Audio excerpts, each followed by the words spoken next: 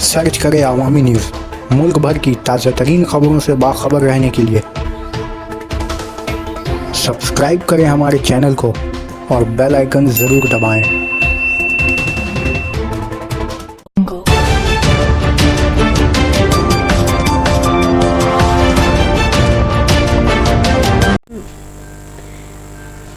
सड़क हादसे में एक फौत दूसरा जख्मी। सड़क हादसा में एक शख्स मौका पर दम तोड़ गया जबकि दूसरा जख्मी हो गया। ये वाक़या अपलीजा इस्लामपुर थाना के तहत गुजरिया 13 नंबर नेशनल हाईवे पर पेश आया। मुतवफ़्फ़ी का नाम खसीबुल रहमान जो कि 54 साल है। मौसूला इत्तला के मुताबिक बिहार की एक बस तेज़ रफ्तारी से जा रही थी। इसी दौरान बेकाबू होकर बस ने मैजिक वैन को टक्कर मार दी जिसमें 2 अफराद ज़ख्मी हो गए।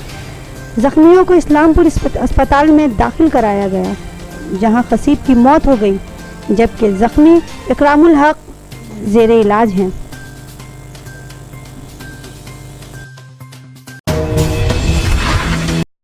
কি হয়েছিল ঘটনা? একটু আগে আমরা সবাই বাজারে ছিলাম, হঠাৎ খুব জোরে আওয়াজ হলো। রোডে গিয়ে দেখি আমাদের গুঞ্জরিয়ার বাসিন্দা খসেবুল এবং একরাম দা ওখানে রোডের মধ্যে লুটিয়ে পড়েছিল রক্তে মাখা অবস্থায়। তাদের আমরা একটা গাড়ি করে নিয়ে আসি এবং আসার পথে এখানে যখন ডক্টর দেখার পর বলে যে খসেবুল নামে যে ব্যক্তি উনি আর নেই এবং একরাম নামে যিনি আছেন উনি খুবই গুরুতরভাবে আহত হয়ে ইসলামপুর হাসপাতালে মানে কিভাবে অ্যাক্সিডেন্ট হলো? একটা বাস ওখানে খুব জোরে ইসলামপুর থেকে পূর্ণিয়াগামী হয়তো বিহারের বাস, যেটা জানতে পারলাম লোকের কাছে।